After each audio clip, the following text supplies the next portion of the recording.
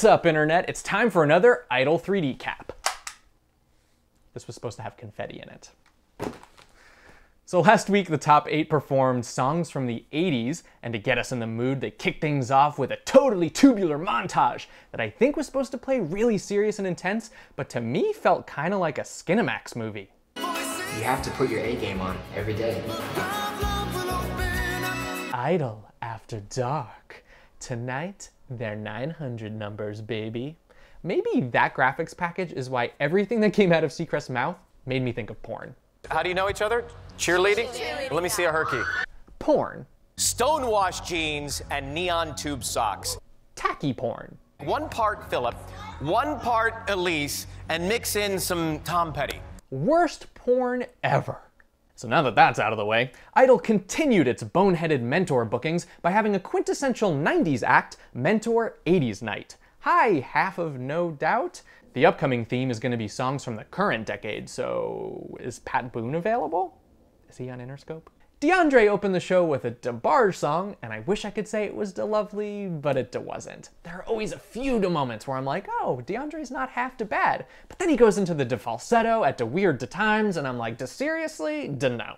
Poor Elise cracked under the pressure. First she was gonna sing Hallelujah, and hallelujah that she didn't. Because let's face it, at this point, Hallelujah is the $2 hooker of Idol songs. I mean, sure, technically it'll get the job done, but do you really want to be the 7,000th person to put your flavor on it? No.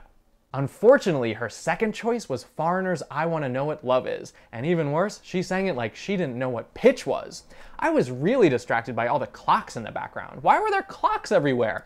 Falling clocks, dangling clocks. It's as if Idol was subliminally saying, Elise, your time's up. Even more confusing, Colton sang Time After Time.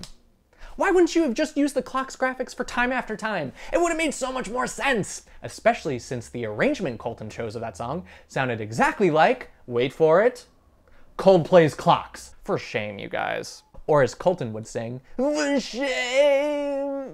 Speaking of the Bible, Genesis was covered by Dave Matthews, and he brought out his brother-in-law to play guitar with him. Now I was expecting this dude to be sort of like the Tim Reynolds to Phil Phillips' Dave Matthews, but instead this dude was pulling out some crazy avant-garde My Bloody Valentine noise rock. But I love you more than I wanted to. Jessica Sanchez copy and pasted Whitney Houston again. There was a dude from a Norman Rockwell painting behind her. There was a cassette on screen, and oh boy, there were hand gestures. How will I know if he's thinking of me? I try to fall, but I'm too shy. The Fox censors better hope she doesn't cover Kesha's Blow this week. Yikes. It is now time to stop the proceedings to pay tribute to a new national hero, the keyboard player of the American Idol house band, who tried his best to stop the horror that was Holly Kavanaugh's Flashdance. What a feeling. Still setting up the stage, trying to get a little power here to the keyboard. Bear with us momentarily. No pressure. Ultimately, his plan failed and Holly performed What a Feeling with no feeling. Let's take a look. So out of 8 people, there were only 2 solo performances that I liked last Wednesday. One was Skylar's straightforward but very effective Wind Beneath My Wings. Put a bird on it! And the other was Joshua Ledette's amazing If You Don't Know Me By Now. It was so good, you guys. I want the 10-minute version of that song. I want the 30-minute version of that song. I want the 24-hour version of that song. When I die, I want my casket to be equipped with speakers so I could listen to the eternity version of that song. It was so good, it didn't even bother me that technically that song's from 1972. Fail. There were also duets. Colton and Skylar, who were not dating, thank you very much. Was that really a thing? Did people really think that they were dating? Where was I? What corner of the internet was that happening?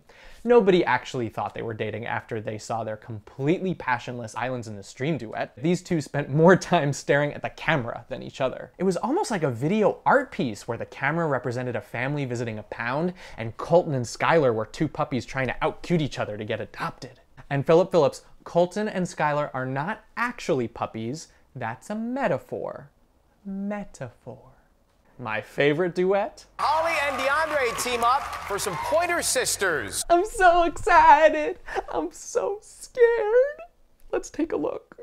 I'm so excited, and I just can't hide it. But seriously, Holly and DeAndre's I'm So Excited?